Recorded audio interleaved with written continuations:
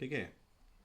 अब हम आते हैं जो है बॉडी ऑर्गेनल्स, जो बॉडी पार्ट है उनके ऊपर जो क्वेश्चन आएगा तो वो कैसे डील करते हैं, वहाँ से क्या क्या क्वेश्चन आ सकता है इम्पोर्टेंट। देखो, तो ह्यूमन बॉडी में सबसे पहले देखिए एक एक वर्ड आता है, और रुको, इससे पहले ना एक चीज़ और मैं करवा देता हूँ आपको। अ, एक जो पोषण है, पोषण या न्यूट्रिशन इंग्लिश में कहते हैं, वो दो तरह का होता है। न्यूट्रिशन दो तरह का होता है। एक को हम कहते हैं autotrophic nutrition, autotrophic trophic nutrition. एक को कहते हैं हेट्रो, ठीक है, एक को हम कहते हैं ऑटोट्रॉपिक, एक को कहते हैं हेट्रोट्रॉपिक। ठीक है, हेटेरोट्रॉपिक न्यूट्रिशन। हिंदी में ऑटोट्रॉपिक को हम कहते हैं स्वपोषी, स्वपोषी पोषण। ठीक है, और हेट्रोट्रॉपिक न्यूट्रिशन को हिंदी में क्या कहते हैं? परापोषी।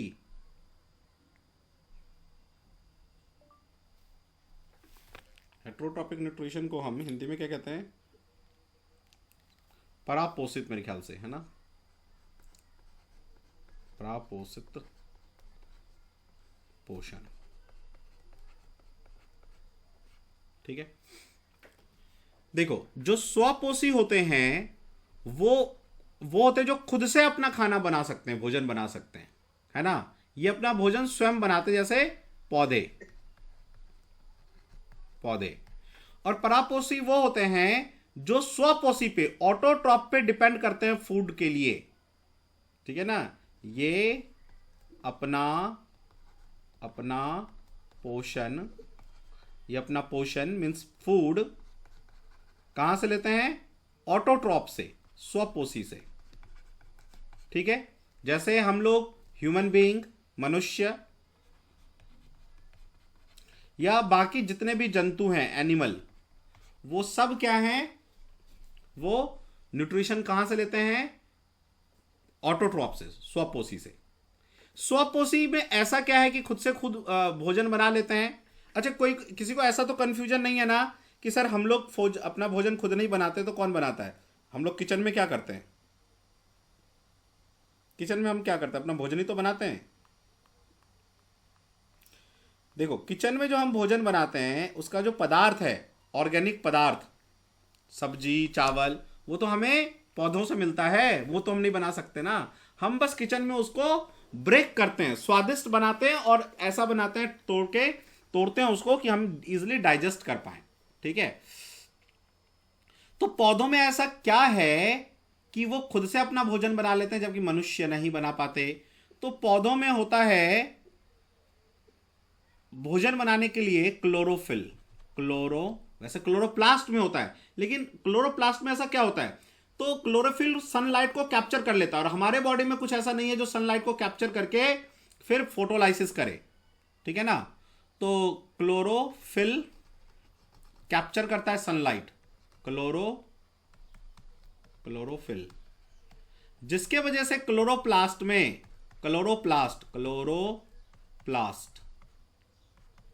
जो कि है किचन,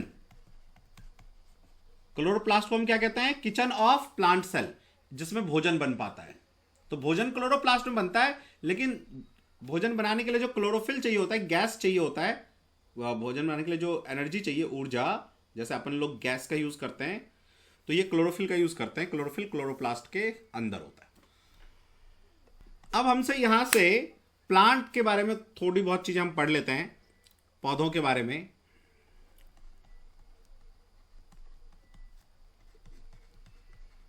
तो पौधे अपना भोजन कैसे बनाते हैं? प्रकाश संश्लेषण से, प्रकाश संश्लेषण, संश्लेषण जिसको इंग्लिश में हम लोग कहते हैं फोटोसिंथेसिस। तो फोटोसिंथेसिस कैसे प्लांट करता है? तो प्लांट क्या करता है, CO2 कार्बन डाइऑक्साइड बाहर से लेता है एनवायरनमेंट से, और जल रूट के द्वारा आ जाता है, और फिर ये लेता है सूर्य ऊर्जा, सूर्य की ऊर्जा एब्जॉर्ब करता है। कौन एब्जॉर्ब करता है सूर्य ऊर्जा? सनलाइट को कौन एब्जॉर्ब करता है? Chlorophyll, chlorophyll. ठीक है ना? तो क्लोरोफिल के पास एक ऐसी मशीनरी है कि वो सन की लाइट को कैप्चर कर लेता है। हमारे पास होता तो हम भी खुद ही बना लेते, हमें भी फिर नौकरी करने की जरूरत नहीं होती शायद। ठीक है, तो सूर्य ऊर्जा से हमें क्लोरोफिल मिलता है।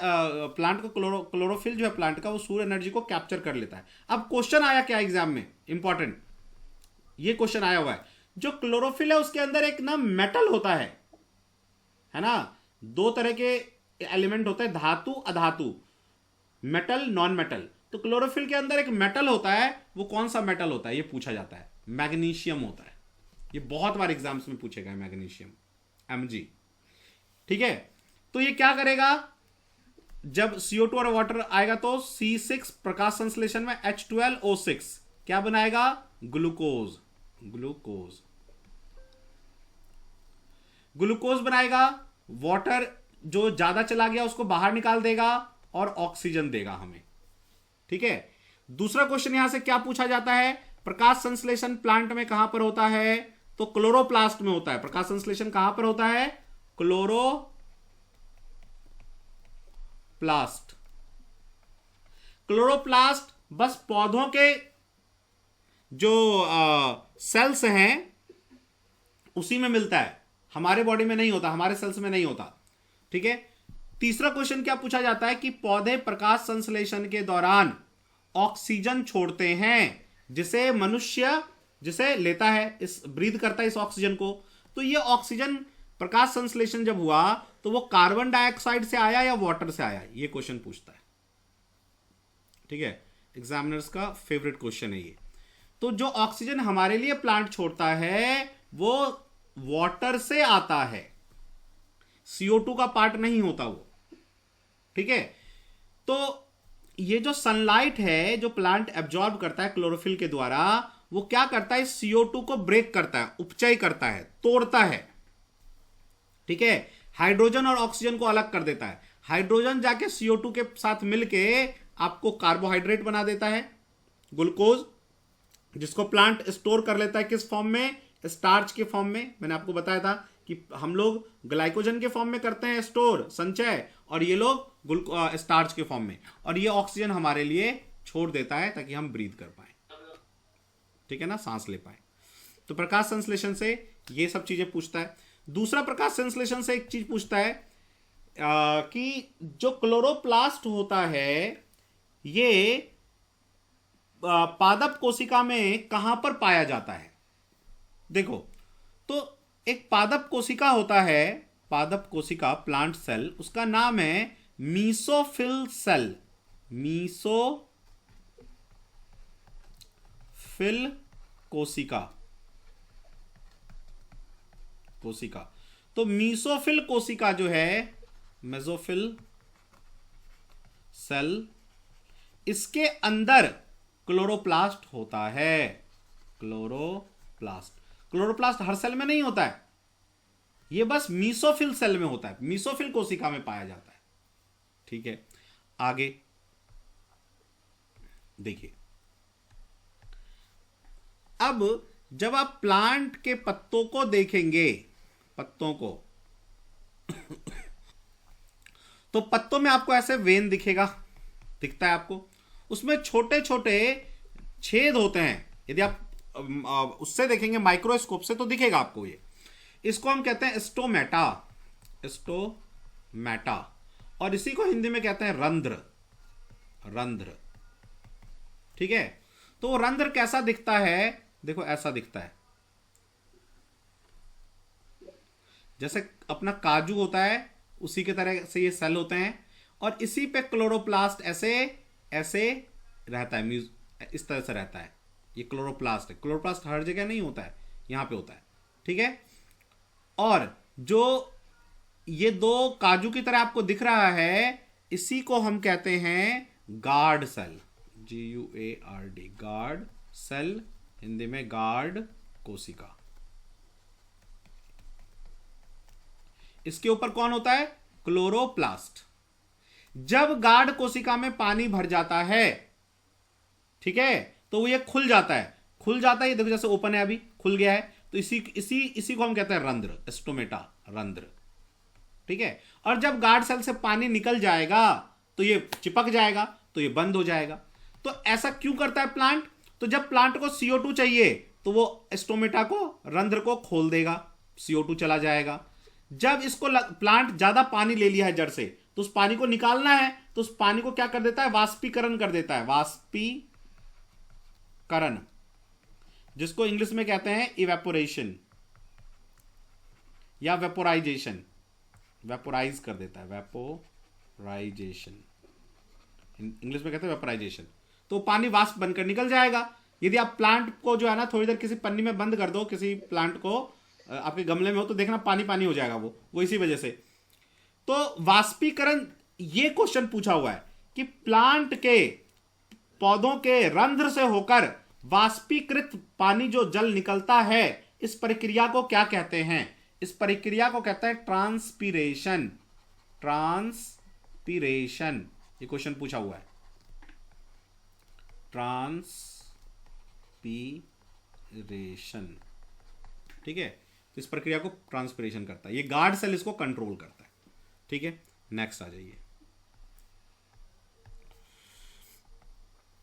तो हमने गार्ड सेल के बारे में पढ़ लिया, ये पढ़ लिया, ठीक है।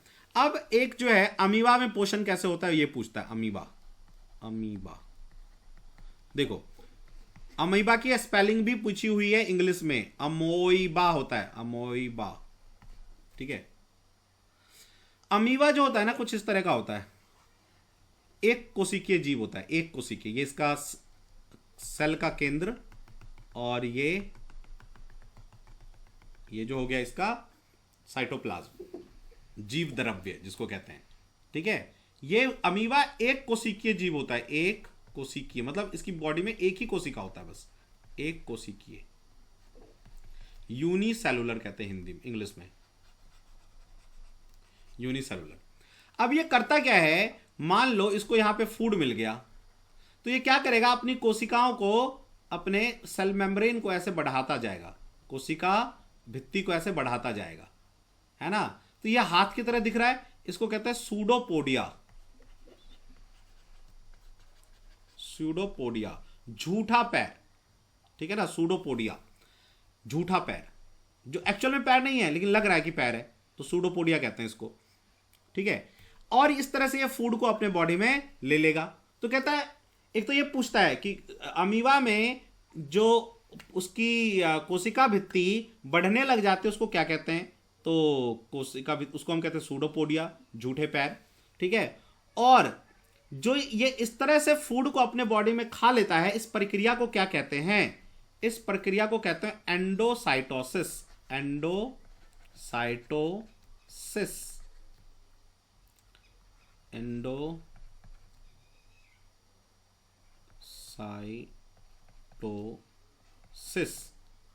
ठीक है। अच्छा, ये एंडोसाइटोसिस की प्रक्रिया से अपने भोजन को खा लिया, ठीक है, और फिर ये बॉडी में पूरे इसके पच जाता है। तो यही क्वेश्चन यहां से आएगा तो आ सकता है। नेक्स्ट क्वेश्चन आइए इसमें, अब मनुष्य पे आ जाइए, ठीक है ना। तो मनुष्यों में सबसे पहले हमारे बॉडी में एलिमेंट्री कैनाल होता है, उसको कहते हैं हिंदी में आहार नाल, आहार नाल, ठीक है।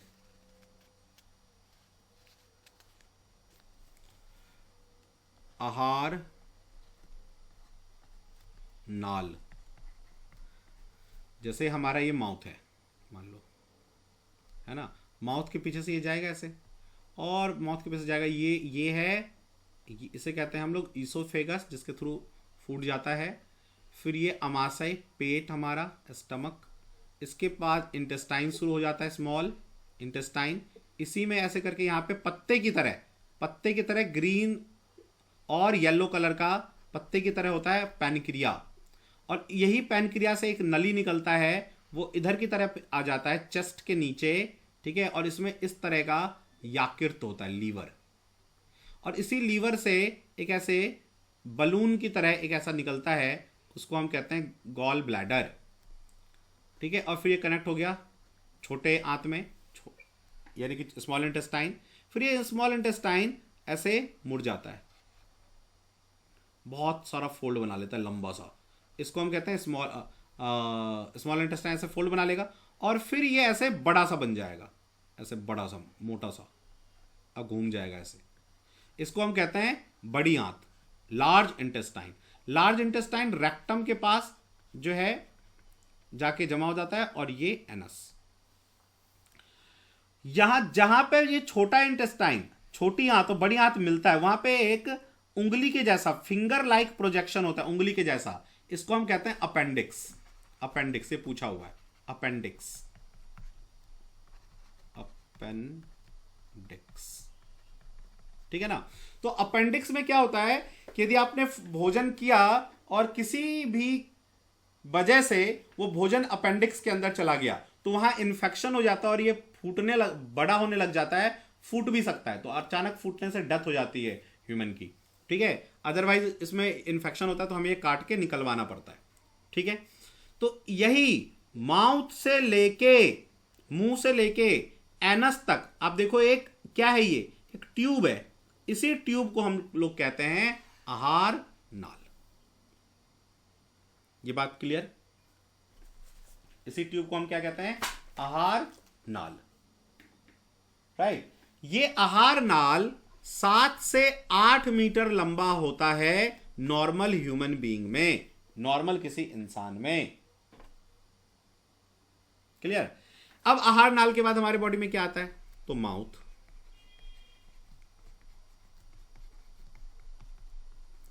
मुंह या मुख। माउथ में सबसे पहले हमें क्या दिखता है? टीथ, टीथ, दांत। हमारे दांत कितने तरह के होते हैं? 4 तरीके के होते हैं, ठीक है ना। कृतनक, क्या कहते हैं, कौन कौन से टीथ होते हैं? याद है आप में से किसी को? कैनाइन, अरे याद है, एक होता है जो सबसे आगे होता है, ठीक है ना, उसे इंसीजर कहते हैं। फिर होता है कैनाइन जो थोड़ा नुकीले जैसा होता है, और उसके पीछे होता है मोलर, उसके पीछे होता है प्री मोलर, ठीक है। तो सबसे, इसको हिंदी में कहते हैं क्या क्या कहते थे? कृतनक, रदनक, रुको हिंदी भूल जाता हूं मैं। हमारे दांत 4 तरीके के होते हैं। पहला इंसीजर, इंसीजर जिसको हिंदी में कहते हैं कृतनक, कृतनक। दूसरा होता है कैनाइन, कैनाइन जिसको हिंदी में कहते हैं, हिंदी में भी कैनाइन ही कहते हैं, ठीक है ना, कैनाइन, कैनाइन। उसके बाद प्रीमोलर, प्रीमोलर, प्रीमोलर को हम लोग कहते हैं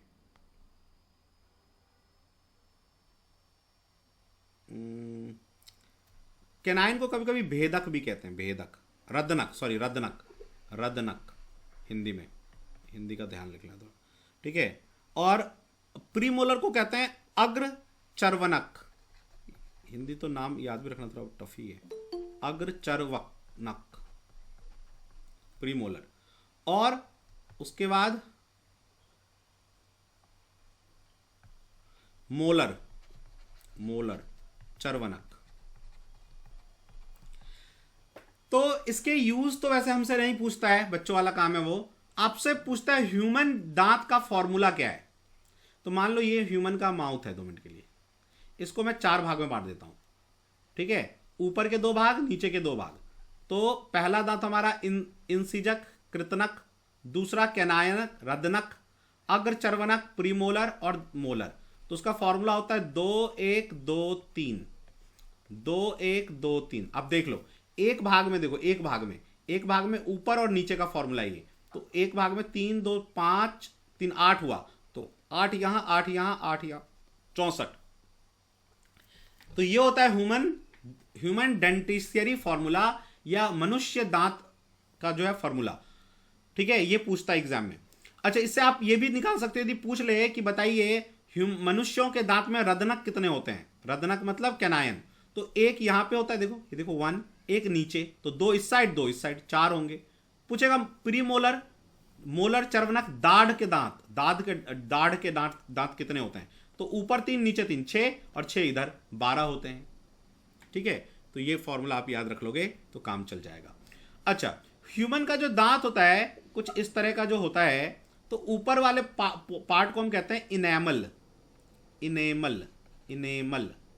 है ना। ये किससे बना होता है? कैल्शियम एंड फॉस्फोरेट से बनता है, कैल्शियम एंड फॉस्फोरस से बनता है ये हमारा दांत। और हीरे के बाद सबसे ज्यादा मजबूत ह्यूमन इनेमल ही होता है। मनुष्य जब मर जाता है उसको दफना दिया जाता है, उसका सारा बॉडी गल जाता है, उसकी हड्डी भी गल जाती है लगभग, लेकिन इनेमल नहीं गलता है। जलाने पे भी इनेमल नहीं गलता है, जलता है, वो रह जाता है। ठीक है। अच्छा, जो ह्यूमन बोन है, हमारी हड्डियां, वो भी कैल्शियम एंड फॉस्फोरस से बनता है। ठीक है ना। तो आप में से हो सकता है कोई गांव में ये बात सुना हो कि जब किसी को जलाते हैं, ठीक है ना, तो जलाने के दिन जो है ना वो ना भूत बन जाता है और पूरे उसमें घूमता रहता है, उसमें लाइट निकलता है। उसको क्या कहते हैं, क्या तो एक नाम था, वो कहते हैं राक्षस कहते हैं। तो एक्चुअली पहले लोगों को साइंस नहीं पता था। ये जो बोन जो है ना, ये कैल्शियम फॉस्फोरस जो होता है ना, चमकता है। तो यदि ये बोन कहीं पे मनुष्य को किसी को जलाया गया है, तो रात में उस दिन फर्स्ट डे होता है, तो उसने क्या हीट ले रखी होती है, तो चमकने लग जाता है, तो लोगों को लगता है ये भूत बन गया है। ठीक है, अदरवाइज वो कैल्शियम फॉस्फोरस का कमाल है। चलिए नेक्स्ट आ जाइए। अब दांतों के बाद हमारे माउथ में उसके बाद क्या है? तो दांतों के बाद हमारा जो है आता है टंग, जीवा। ठीक है, तो टंग में जो है ना टेस्ट बड का जो हमसे पूछता है, टेस्ट बड कि कहां पे हमें कौन सा जो है स्वाद आता है। जैसे ये टंग है मान लो, ठीक है, तो हमें सबसे पीछे फील होता है बिटर, मतलब कड़वा। ठीक है, और ये जो हमारा जीभ का साइड में है, ठीक है, इसमें हमें यहां पे फील होता है खट्टा, सावर, खट्टा सार टेस्ट, या सावर भी बोलते हैं बहुत लोग। ठीक है, तो इस साइड भी यहां पे क्या होगा? खट्टा। यहां पे पहला वाला पार्ट, पीछे वाला खट्टा फील होता है। जो ये दोनों वाला पार्ट है उसके आगे, ठीक है, यहां से हमें सॉल्टी फील होता है, सॉल्ट, नमकीन। और यहां से हमें फील होता है स्वीट, मीठा। इसका मतलब क्या? यदि कोई कड़वा चीज मैंने यहां पे रख लिया तो कैसा फील होगा? मीठा ही फील होगा। और किसी मीठे चीज को यहां रख दिया तो कड़वा ही फील होगा, वो मीठा फील नहीं होगा। तो कई बार हम बच्चों को बोलते हैं कि बेटा एकदम मुंह के, वो दवाई खा नहीं पाता है तो एकदम पीछे रख ले टैबलेट और दवाई पी ले, पानी पी ले फट से, तो वो उसको और कड़वा लगेगा। उससे बेटर है कि आप उसको बीच में रखवा दो या यहां पे रखवा दो, तो उसको मीठा लगेगा। चलिए, तो ये हो गया टेस्ट बड, है ना, कि कहां पे क्या होता है। यहां से कुछ क्वेश्चन आए तो आप बता सकते हो। नेक्स्ट आ जाइए। टेस्ट बड के बाद जो आता है वो हमारा आहार नलिका,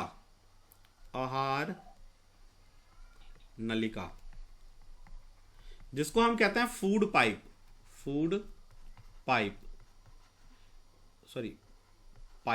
जिसको एक दूसरा भी नाम है इंग्लिश में इसोफेगस। ठीक है, तो हमारा जो इसोफेगस है, ठीक है, उसमें जब भोजन जाता है, मान लो ये आहार नाल है, नलिका है, ठीक है। तो जब भोजन जाएगा ना तो वो ऐसे, जैसे मान लो यहाँ पे भोजन गया तो ये ऐसे बॉल जैसा बन जाएगा, फिर यहाँ पे आ जाएगा, ये भोजन शिफ्ट हो जाएगा, फिर ये यहाँ पे शिफ्ट हो जाएगा। तो ऐसे करके ये चलता जाता है। इसको हम कहते हैं, इस प्रक्रिया को कहते हैं पेरिस्टाल्टिक बल, पेरिस्टाल्टिक बल या पेरिस्टाल्टिक फोर्स, ठीक है। इससे फूड हमारे स्टमक तक पहुंच जाता है, अमाशय।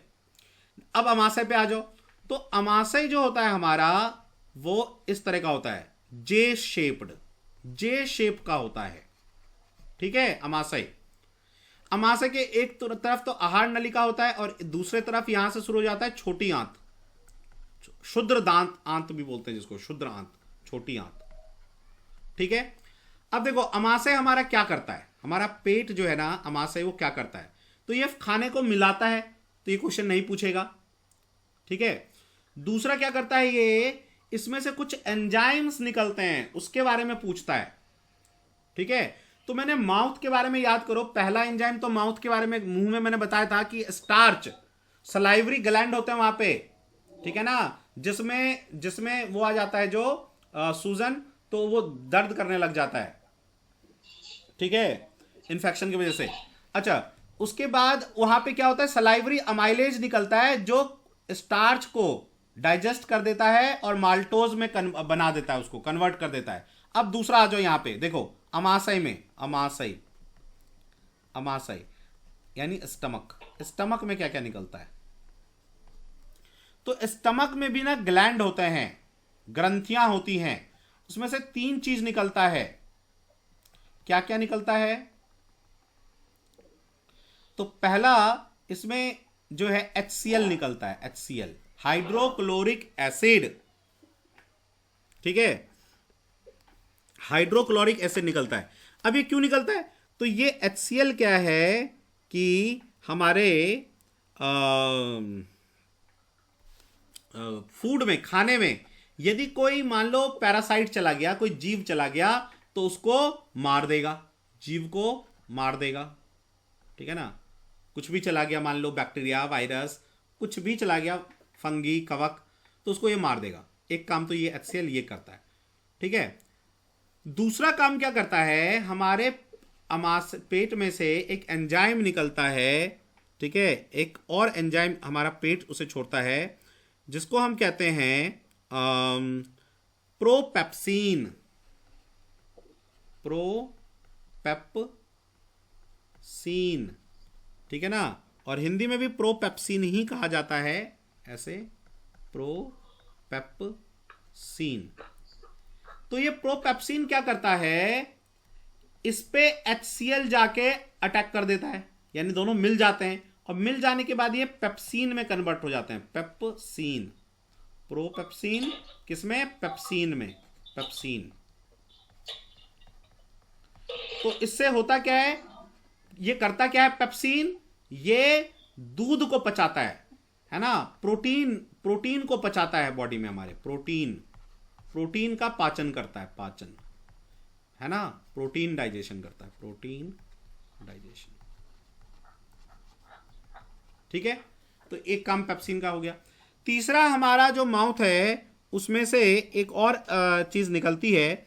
अब जैसे देखो HCl निकला, ठीक है, HCl निकला, लेकिन HCl हमारे इतना ज्यादा, HCl सबसे खतरनाक एसिड होता है, तो हमारा जो स्टमक है वो जल क्यों नहीं जाता है,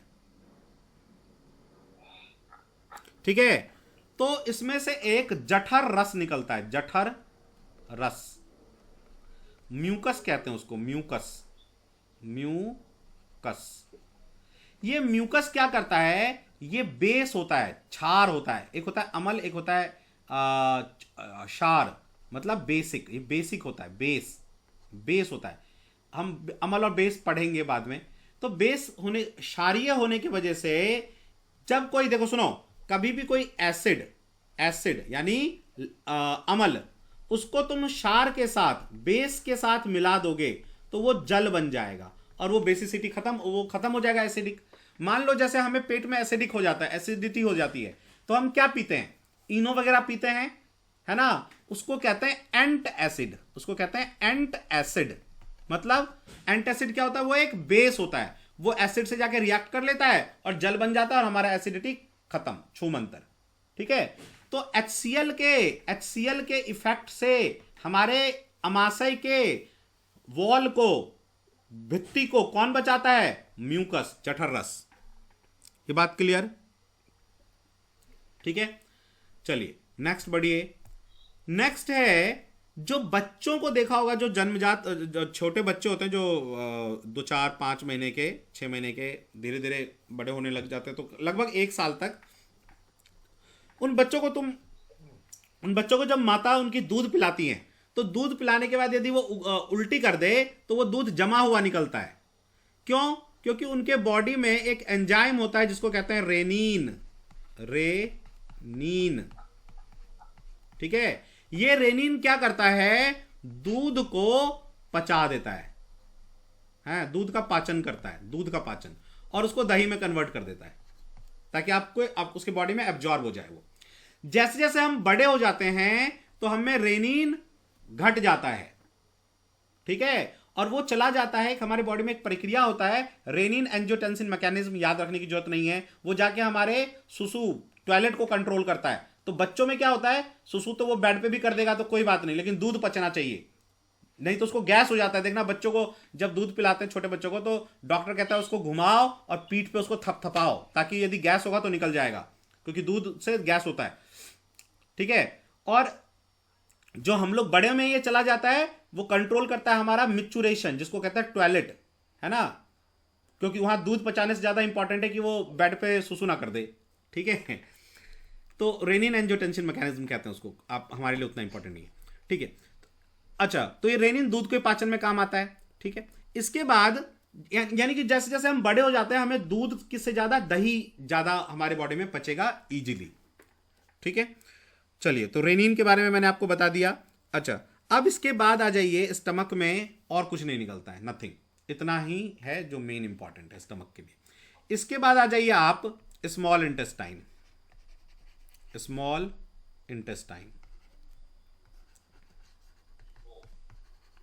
है ना, जिसको हम छोटी आंत या क्षुद्र आंत भी कहते हैं, क्षुद्र आंत,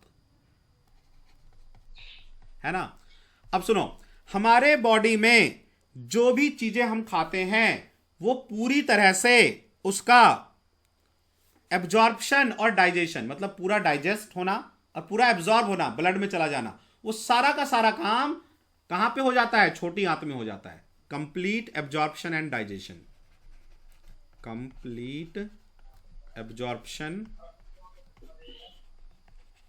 एंड डाइजेशन, मतलब पूरी तरह से अवशेषण, ठीक है ना, अवशेषण और अपचयन, वो आप लिख लो हिंदी में, पूरा अपचयन और अवशेषण, ठीक है ना, अवशोषण, या आप ये भी लिख सकते हो पूरी तरह से पाचन यानी डाइजेशन, और क्या, एब्जॉर्प्शन, एब्जॉर्ब होना, भाई डाइजेस्ट हो गया तो पोषक तत्व तो निकला तो वो चला जाए ब्लड में, उसको कहते हैं एब्जॉर्प्शन, और हिंदी में कहते हैं अवशोषण, ठीक है। ये जो है छोटी आंत में हो जाता है, हमारी बड़ी आंत में किसी भी तरह का पाचन या अवशोषण नहीं होता, यही एग्जाम में आता है, इंपॉर्टेंट है आपके लिए, ठीक है। इसके बाद छोटी आंत में क्या क्या चीज डाइजेस्ट होता है, यह भी आपसे पूछता है कि छोटी आंत में क्या क्या चीजें डाइजेस्ट हो जाता है हमारे छोटी आंत में, ठीक है, या उससे क्या क्या एंजाइम निकलते हैं। तो एंजाइम्स ही लिख लो जो छोटी आंत से निकलता है, एंजाइम्स। एक्चुअली में एंजाइम क्या है, ये क्वेश्चन पूछा है, व्हाट इज एंजाइम। तो एंजाइम प्रोटीन से बनता है, प्रोटीन होता है और कुछ नहीं होता है। एंजाइम क्या होता है, प्रोटीन होता है। तो छोटी आंत में कौन कौन सा एंजाइम निकलता है, तो पहला आपका निकलता है माल्टोज।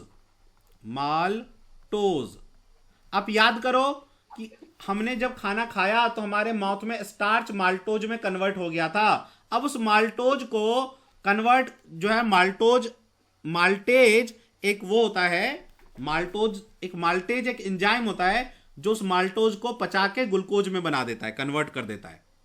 ठीक है। दूसरा कौन सा निकलता है एंजाइम? तो सुक्रेज, जो सुक्रोज को पचाता है। सुक्रोज, जो सुक्रेज ऐसे बोलते हैं, जो सुक्रोज को पचाता है, मैंने लिखवाया आपको। फिर इसमें से निकलता है लैक्टेज, जो लैक्टोज को पचाता है। जिसमें भी जे लग जाता है ना, वो एंजाइम होता है। सुनो, इसको ऐसे भी याद रख सकते हो, जिसमें भी जे लग जाता है, माल्टेज, सुक्रेज, फ्रुक्टेज, लैक्टेज, वो सब एंजाइम हमारे छोटी आंत से निकलता है। आप ऐसे याद रख लो। इसमें एक है जो थोड़ा डिफरेंट है, उसका नाम है लाइपेज। Lipase, lipase. ठीक है। तो लाइपेज जो होता है, लाइपेज, ये किस चीज को पचाता है? तो ये वसा, फैट को पचाता है, फैट को। ये आपको ध्यान रखना है, फैट को। ठीक है। चलिए अब नेक्स्ट आइए, इसके बाद हमारा लीवर। लीवर, लीवर यानी यकृत। ठीक है।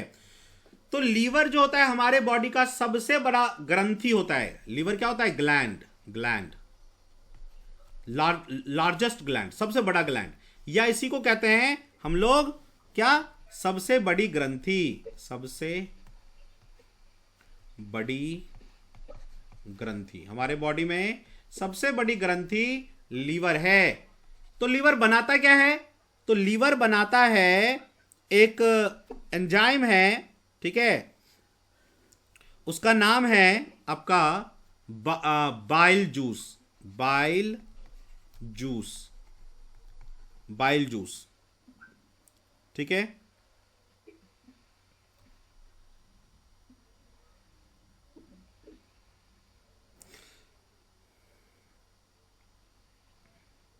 बाइल जूस को हिंदी में कहते हैं,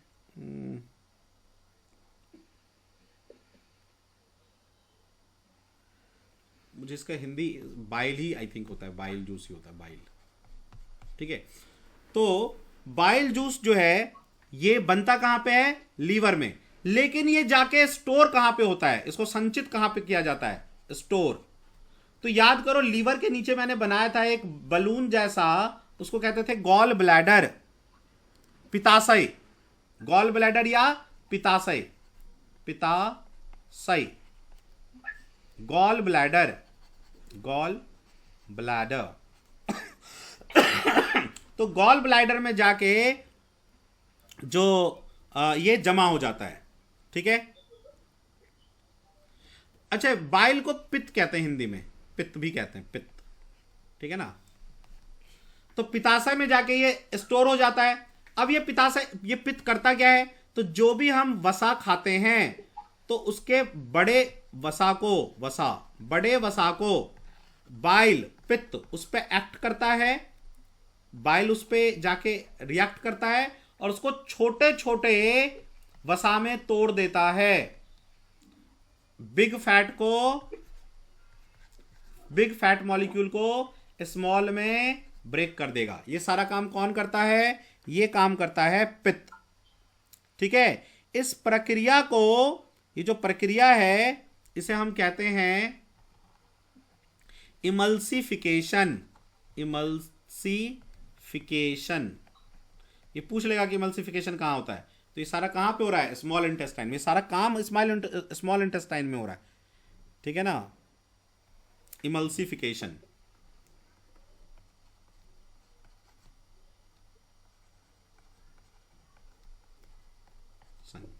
अब इसी छोटे वसा पे फिर कौन एक्ट करता है? अभी पढ़ाया था कुछ देर पहले, लाइपेज।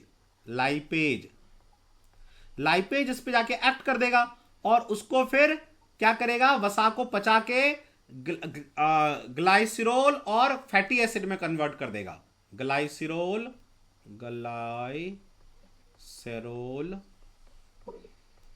और फैटी एसिड में, फैटी अम्ल में कन्वर्ट कर देगा। ठीक है। ये सारा प्रोसेस हमारा यकृत करता है।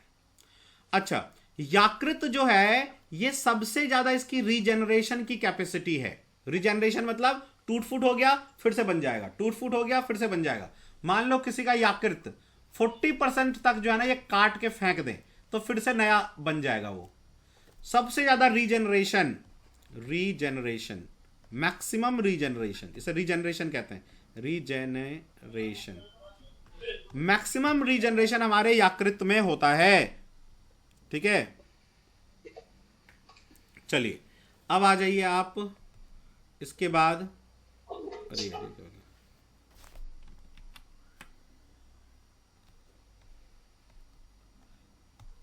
यकृत के नीचे फिर देखा आपने कि स्मॉल इंटेस्टाइन था, ये इधर से चला गया, वो लीवर के लिए चला गया। और यही जो कभी कभी तो डायरेक्ट पूछ देता है कि एक पत्ते की तरह पीले कलर का होता है, उसे क्या कहते हैं? इसे इंग्लिश में कहते हैं पैनक्रियाज, और इसी को हिंदी में कहते हैं अग्नाशय। ठीक है, तो अग्नाशय का क्या काम है? तो देखो, अच्छा अग्नाशय से पहले चलो अग्नाशय को पहले कर लेते हैं कि अग्नाशय का काम क्या क्या, फिर हम लोग उसको देखेंगे। देखिए अग्नाशय जो है इसका मेन काम होता है डिफरेंट डिफरेंट एंजाइम्स देना, जो बॉडी के लिए फिर डाइजेशन के लिए इंपॉर्टेंट है। और ये कुछ हार्मोन भी देता है। तो याद करो इंसुलिन, इंसुलिन, यदि आपको याद होगा इंसुलिन है ना, इंसुलिन जो है मैंने अभी कुछ देर पहले पढ़ाया था, इंसुलिन एक हार्मोन है जो ग्लूकोज को किस में कन्वर्ट कर देता है? ग्लाइकोजन में, ताकि हमारा बॉडी उसको संचय कर पाए, नहीं तो वो हमारे ब्लड में मिल जाएगा। तो इंसुलिन जो है वो पैनक्रिया से निकलता है। दूसरा इससे क्या निकलता है? ग्लूकागॉन, ग्लूकागॉन,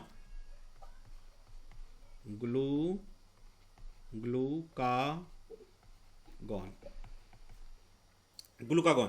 तो ये भी क्या करता है? ग्लूकागॉन भी हमारे, कहीं पे ग्लूकागॉन लिखा होगा, कहीं पे ग्लूकॉन लिखा होता है, ग्लूकॉन।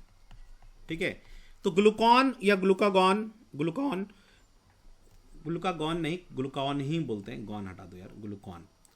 तो ग्लूकॉन जो है वो फिर से क्या करेगा? जैसे ग्लूकोज को इंसुलिन ने ग्लाइकोजन में कन्वर्ट कर दिया, ग्लूकोज को ग्लाइकोजन, फिर ग्लाइकोजन को ग्लूकोज में कौन कन्वर्ट करता है? ग्लूकॉन। ये सब मैंने आपको बता दिया है। ठीक है ना।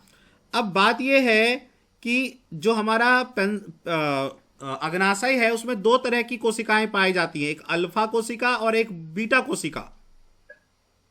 ठीक है, तो जो इंसुलिन है वो बीटा कोशिका से निकलता है और ग्लूकागॉन अल्फा कोशिका से निकलता है, ग्लूकागॉन। ठीक है, यही एग्जाम में आता है कि इंसुलिन कहां से निकलता है और ये आपका ग्लूकागॉन कहां से निकलता है। तो एक तो ये हो गया। दूसरा क्या कि पैनक्रिया से कुछ और एंजाइम्स निकलते हैं। ये तो था वो मेनली आपका हार्मोन। इससे इंसुलिन कौन सा निकलता है? ठीक है, तो इससे इंसुलिन कुछ अमाइलेज निकलता है, अमाइलेज ग्लूकोज को पचाता है। ठीक है, दूसरा इससे निकलता है आपका ट्रिप्सिन,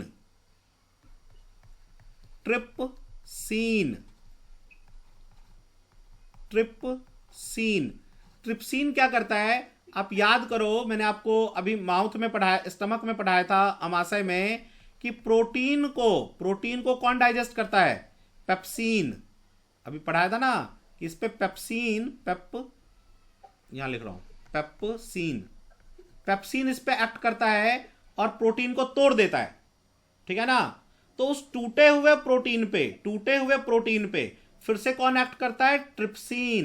ट्रिप्सिन, ये वाला ट्रिप्सिन, और उसको फिर अमीनो एसिड में चेंज कर देता है, अमीनो एसिड, अम्ल, अमीनो एसिड, ताकि हमारा ब्लड उसे अवशोषण कर ले, एब्जॉर्ब कर ले और सभी कोशिका तक उसको पहुंचा दे। ठीक है, तो अमाइलेज निकलता है, ट्रिप्सिन निकलता है, और इसी से एक दूसरा एंजाइम लाइपेज भी निकलता है, लाइपेज जो फैट को करता है। तो लाइपेज थोड़ा बहुत स्टमक से भी निकलता है, लेकिन मैक्सिमम पैनक्रिया से निकलता है। ठीक है, तो ये हो गया सारे एंजाइम का जो है मेन फंक्शन। मैं एक बार फिर से इसको कर देता हूं। देखो हमारे माउथ में, एक बार समरी कर देता हूं। माउथ में कौन सा ग्रंथि था? लार ग्रंथि, सलाइवरी अमाइलेज। वो क्या करता है? वो स्टार को माल्टेज में कन्वर्ट कर देता है, माल्टोज में। फिर हमने क्या पढ़ा? हमारे स्टमक में HCl होता है। वो किसी भी तरह का जीवाणु विषाणु हमारे बॉडी में चला गया तो उसको मार देगा, खाने के साथ चला गया तो। दूसरा, वो क्या करता है? प्रोपेप्सिन को पेप्सिन में बदल देता है, और पेप्सिन प्रोटीन को पचाता है। ठीक है। दूसरा, स्टमक में जो ये ग्रंथियां है ना, जो ये चीजें, देखो स्टमक में जो 3 चीजें हमने पढ़ा, HCl, ये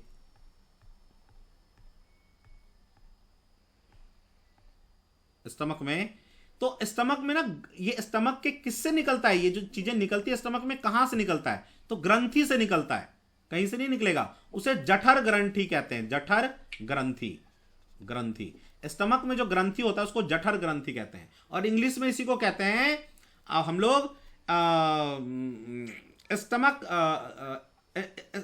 अरे यार, स्टमक ग्लैंड। ठीक है ना।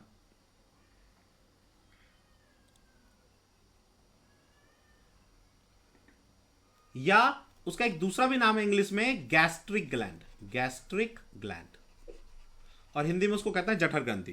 तो जठर ग्रंथि से मैंने आपको क्या क्या बताया कि यार एक तो निकलता है HCl, दूसरा प्रोपेप्सिन, और तीसरा म्यूकस, जठर, जो कि HCl से हमारे पेट के वॉल को बचा लेता है। यही यदि ज्यादा निकल जाता है तो फिर स्टमक में अल्सर हो जाता है, जिसको अल्सर कहते हैं। वो इसी वजह से होता है, गैस बनने की वजह से ज्यादा, तो अल्सर नाम की बीमारी हो जाती है।